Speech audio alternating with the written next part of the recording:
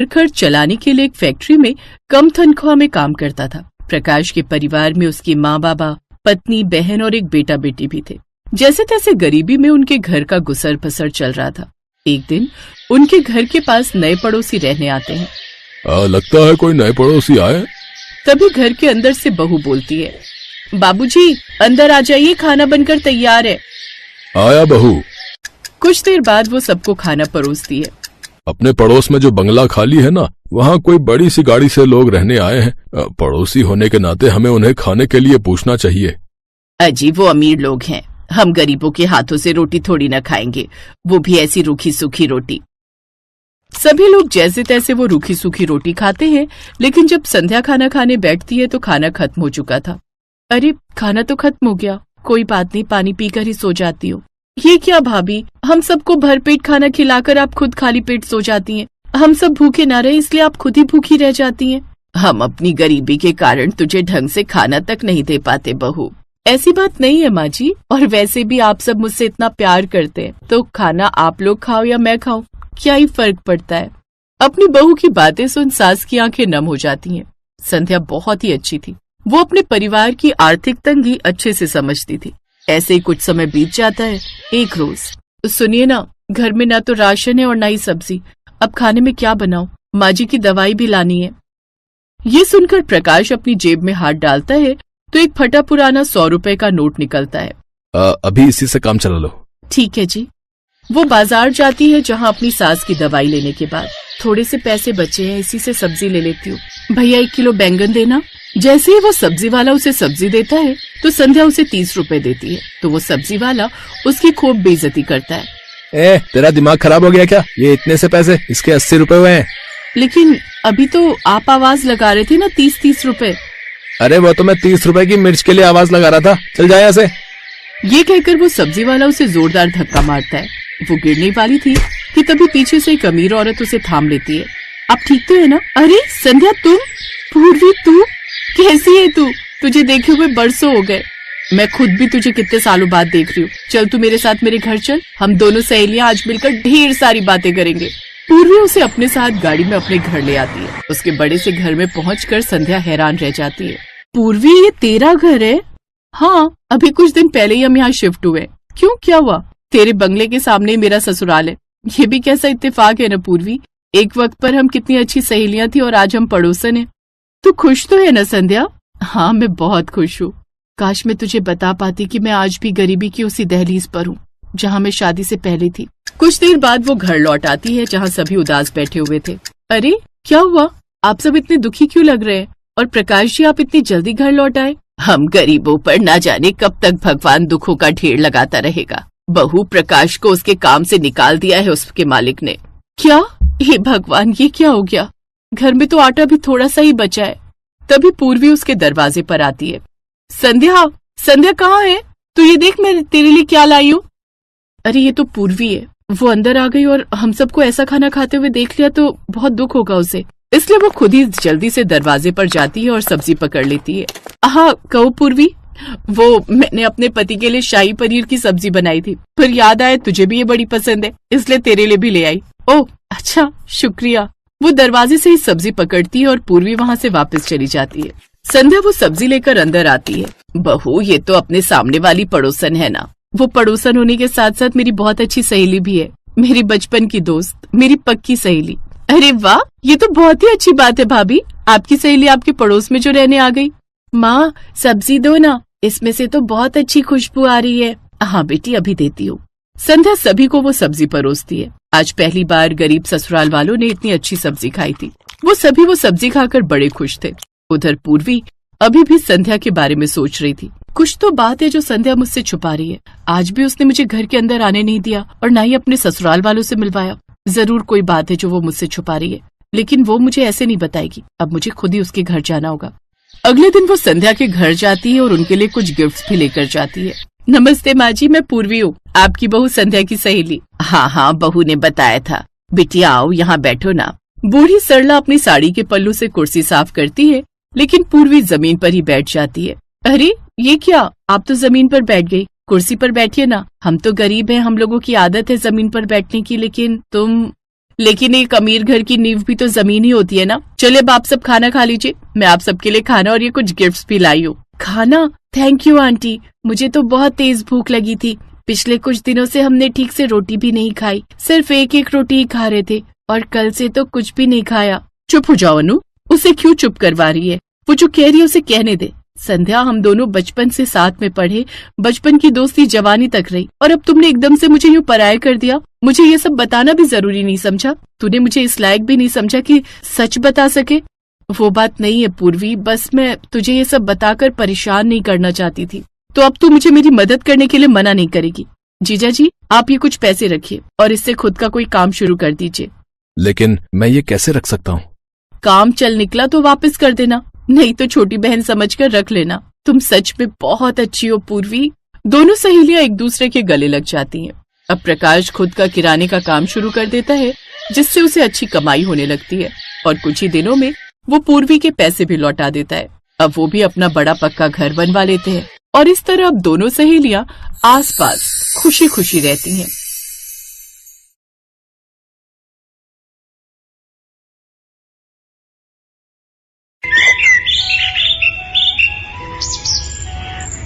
जल्दी खोलना, क्या लाई है आज? वही रोज की तरह आलू की सब्जी और रोटियां।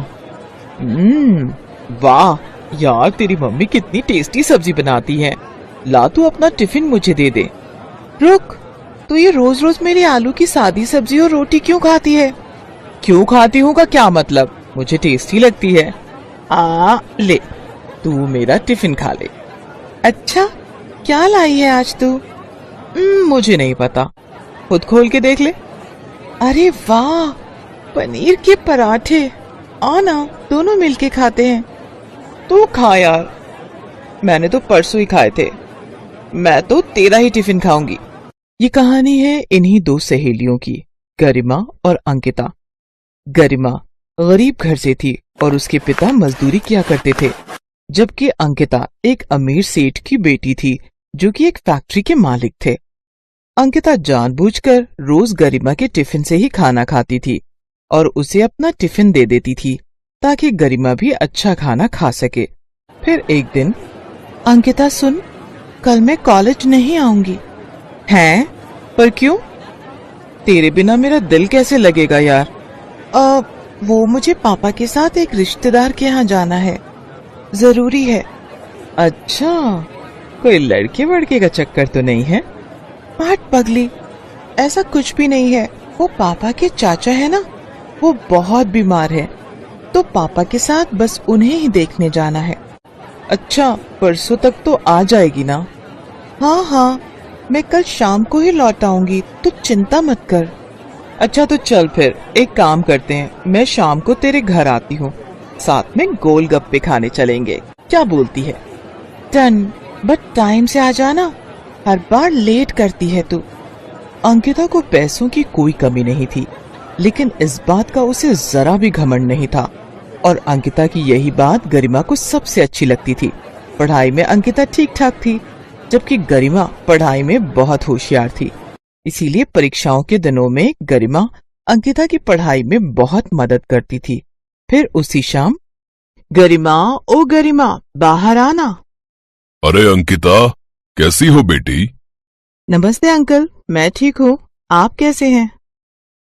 नमस्ते, मैं ठीक हूँ बेटी। अच्छा, वो आपके चाचा जी कैसे हैं अब?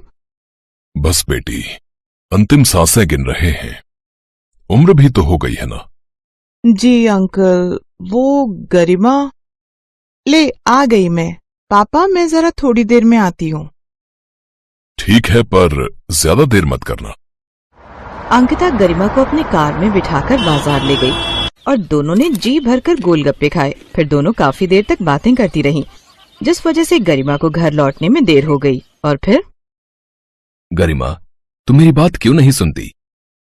पापा प्लीज, अब फिर से वही बातें मत शुरू करना आप। क्यों ना करूं?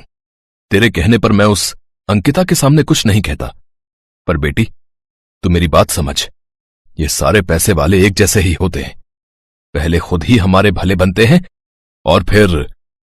पर पापा, अंकिता वैसी नहीं है, मेरा यकीन कीजिए। तुझे मैंने लाख बार समझाया है, तू उसे पढ़ाती है ना, बस इसीलिए वो तुझसे दोस्ती का दिखावा करती है। तू देखना, एक दिन जब उसका मतलब निकल जाएगा ना, तो वो तुझसे बात तक नहीं करेगी।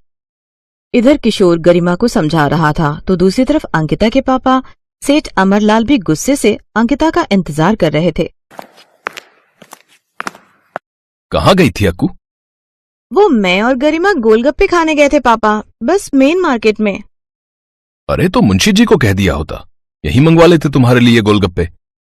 पापा, पर गोलगप्पे खाने का मजा तो ठेले पर खड़े होकर ही आता है, और फिर कल गरिमा बाहर जा रही है तो। ओहो अंकिता, मैंने तुम्हें 1000 बार समझाया है, उस फटीचर से दूर रहो तुम। तुम्हारे स्टैंडर्ड को सूट नहीं करती वो। पापा प्लीज, वो मेरी दोस्त है, उसके बारे में तो ऐसा मत बोला कीजिए आप। बेटी, इस बात को गांठ बांध लो, अमीर और गरीब कभी दोस्त नहीं हो सकते। उसकी नजर तुम्हारे पैसों पर है। तुम उसे घुमाती फिराती, खूब खिलाती पिलाती हो, तो बस इसीलिए वो तुम्हारे साथ दोस्ती का नाटक कर रही है। देखना, एक दिन आएगा और वो कोई ना कोई बहाना बनाकर तुमसे पैसे मांगेगी।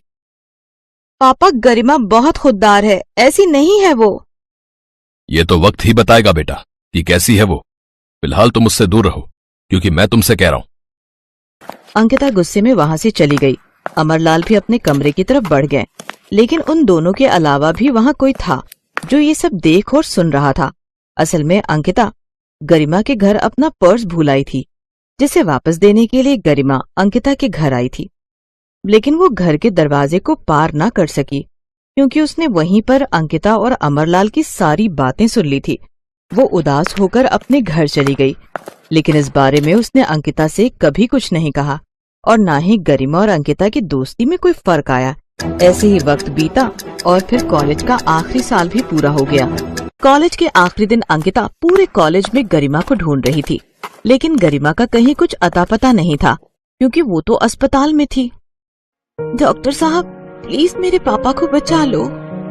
देखो बेटी, हम पूरी कोशिश कर रहे हैं, पर इनकी तबीयत बिगड़ती जा रही है। आप जल्द से जल्द 2 लाख रुपए का इंतजाम करो, वरना हम इनका ऑपरेशन नहीं कर पाएंगे। नहीं नहीं, आप ऑपरेशन शुरू कीजिए, मैं पैसों का इंतजाम करती हूँ। गरिमा अपने रिश्तेदारों और पड़ोसियों से मदद मांगती है, लेकिन सभी ने हाथ खड़े कर दिए। गरिमा ने सोच लिया था कि अब वो अपना मकान गिरवी रख पैसों का इंतजाम करेगी, लेकिन तभी उसे अंकिता का ख्याल आया। ओहो, अंकिता को तो मैंने कुछ बताया ही नहीं, वो मुझे ढूंढ रही होगी। ऐसा करती हूँ, एक बार उससे मिल लेती हूँ और सारी बात बता देती हूँ। हो सकता है मकान गिरवी रखवाने में वो कुछ मदद कर सके। ये सोचकर गरिमा अंकिता के घर पहुंची, तो वहाँ उसका सामना अंकिता की जगह उसके पिता अमरलाल से हुआ। हाँ बताओ, क्या बात है? अंकल जी, वो मुझे अंकिता से मिलना था। वो अपने मामा के घर चली गई है और अब वो वहीं रहेगी, तो तुम्हें उसे ढूंढने या मिलने की कोशिश करने की कोई जरूरत नहीं, समझी तुम? वो तुमसे कोई वास्ता नहीं रखना चाहती अब से। ये बात सुनकर गरिमा को बहुत बड़ा झटका लगा और उसे अपने पिता की कही बात याद आने लगी। तो उसे पढ़ाती है ना, इसीलिए वो तुझसे दोस्ती का दिखावा करती है। तो देखना, एक दिन जब उसका मतलब निकल जाएगा ना, तो वो तुझसे बात भी नहीं करेगी। गरिमा को लगा कि उसके पापा सही थे। अंकिता ने उसे कभी अपना दोस्त माना ही नहीं था, इसीलिए तो वो उससे बिना कुछ कहे जब मिले ही वहाँ से चली गई। ठीक है अंकिता, तुझे लगता है कि मैं तेरी दोस्ती के लायक नहीं ना, तो अब देखना तू, मैं भी खुद को साबित करके दिखाऊंगी और उसके बाद ही तेरा चेहरा देखूंगी। गरिमा की आंखों में आग थी। उसने ठान लिया था कि अब वो कुछ बनकर ही दिखाएगी। जब उसके पापा ठीक होकर घर वापस आ गए, उसके बाद से ही उसने दिन रात एक कर दिया और पूरी लगन के साथ यूपीएससी की तैयारी में जुट गई।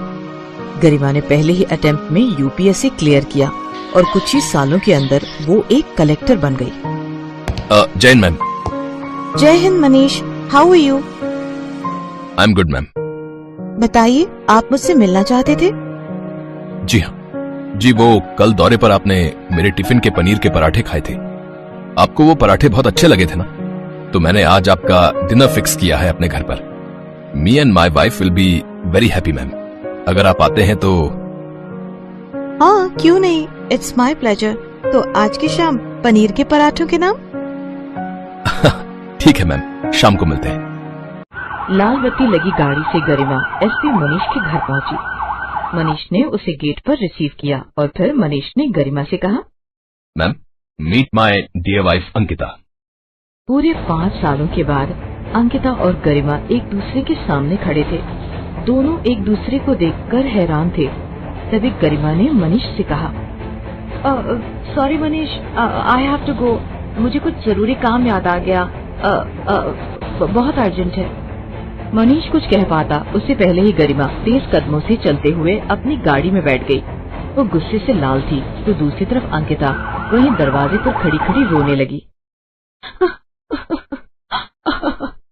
इस बात को कई दिन बीत गए। फिर एक दिन जब किसी जगह दंगे की स्थिति पैदा हो गई थी तो मनीष वहाँ सिचुएशन को कंट्रोल करने में लगा था। लेकिन तभी एक दंगाई ने मनीष पर एक हथियार से हमला कर दिया। मनीष को फौरन अस्पताल में भर्ती कराया गया और इत्तेफाक ये था कि वो अस्पताल उसी ठीक इलाके में था जहाँ कभी गरिमा और अंकिता रहा करते थे। मनीष के घायल होने की खबर सुनते ही गरिमा और अंकिता फौरन अस्पताल पहुंचे, पर पहले अंकिता अस्पताल पहुंची। डॉक्टर साहब, प्लीज प्लीज मेरे पति को बचा लीजिए। देखिए वो एक मिनट बेटा, आपको मैंने पहले कहीं देखा है। आप तो वही हो ना जिसने उस दिन उस गरीब की मदद की थी? हाँ, अंकिता, यही है ना आपका नाम? हाँ जी सर, पर आपने वो बात किसी को बताई तो नहीं ना? नहीं बेटी, पर तुम्हारी दोस्त आई थी बाद में। उसके हाथ में पैसे थे। सुना है अपने पिता को बचाने के लिए उसने अपना घर गिरवी रखा था, पर तुम्हारी मदद की वजह से उसका घर बिकने से बच गया। मैंने उसे नहीं बताया कि उसके पिता के ऑपरेशन के लिए सारे पैसे तुमने दिए थे। नहीं सर, वो मेरे पापा के पैसे थे। अपने दोस्त के पापा की जान बचाने के लिए असल में मुझे अपनी दोस्ती गिरवी रखनी पड़ी। पहले अपनी प्यारी दोस्त खो दी, लेकिन अब अपने पति को नहीं खो सकती मैं। प्लीज डॉक्टर साहब, मेरे पति को कुछ नहीं होना चाहिए, वरना मैं नहीं जी पाऊंगी। ये कहकर अंकिता रोने लगी। लेकिन तभी उसके कंधे पर किसी ने हाथ रखा। अंकिता ने पलटकर देखा तो वो गरिमा थी। तेरे साथ भगवान कभी कुछ गलत नहीं कर सकता, क्योंकि हमेशा तू ही सही थी मेरी बहन।